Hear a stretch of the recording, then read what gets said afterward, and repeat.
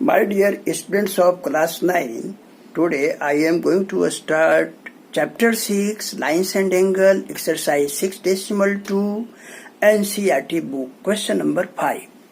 In this question, AB parallel to CD, angle APQ equals to 50 degree, angle PRD is equal to 127 degree. To find angle X and angle Y. For the solution of this question, AB parallel to CD and the transversal PQ intersects them. Therefore, angle PQR is equals to angle APQ. These are a pair of alternate interior angles, hence they are equal. This angle and this angle. Since angle PQR is equal to x degree and angle APQ is equal to 50 degree, therefore we write x is equal to 50 degree. Also, AB parallel to CD and the transversal PR intersects them. Therefore, angle APR is equals to angle PRD. These are a pair of alternate interior angles. This angle and this angle. These two angles are a pair of alternate interior angles which are equal. Therefore, angle APR can be written angle APQ plus angle QPR, and this equals to 127 degree because angle PRD is equal to given 127 degree in the question. Now we write APQ equals to 50 degree, angle QPR is equal to y degree and 127 degree same. Therefore, 50 plus y is equal to 127 degree implies that y is equal to 127 degree minus 50. We transpose 50 degree from LHS to RHS. Therefore, y is equal to 77 degree. Hence, x is equal to 50 degree, y is equal to 77 degree. This 50 degree and this is 77 degree. These are values of x and y. This is the answer of this question. Now, question number 6. PQ and RS are two mirrors placed parallel to each other. An incident ray AB strikes the mirror PQ at B. The reflected ray moves along the path BC and strikes the mirror RS at C and again reflects back along CD. We have to prove AB parallel to CD. For the proof of this question, we do construction.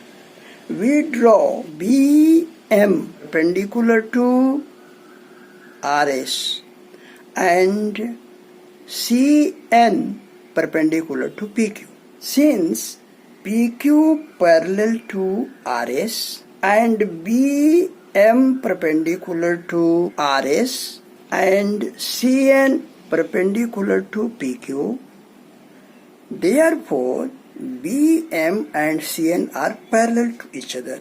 We know that distance between two parallel lines is same and parallel to each other. By law of reflection at B, we get angle 1 equals to angle 2. We know that angle of incidence is equals to angle of reflection.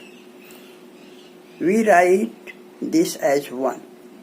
Also, by the law of reflection at point C, angle 3 equals to angle 4. This is angle of incidence, this is angle of reflection. So, these two angles are equal. This implies that angle 3 equals to angle 4. This is equation number 2. Also, BM parallel to CN and the transversal BC intersects them. Therefore, angle 2 equals to angle 3. We consider as equation 3. From 1, 2 and 3, we get angle 1 equals to angle 4. Why? 1 equals to 2 and 2 equals to 3. Also 3 equals to 4. This implies 1 is directly equals to angle 4. We write this as equation 4. Now adding 3 and 4. This is 3 and this is 4. We add. How we add? We add LHS and LHS. We write in LHS, and RHS and RHS we write RHS. Therefore, angle 2 plus angle 1 equals to angle 3 plus angle 4. Angle 2 plus angle 1. This angle plus this angle is equals to angle ABC. We write here angle 3 plus angle 4. The sum of these two angles is equals to angle BCD. These are alternate interior angles, angle ABC and angle BCD, which are formed in between line AB and CD and intersected by transversal BC. This implies that AB parallel to CD by this property.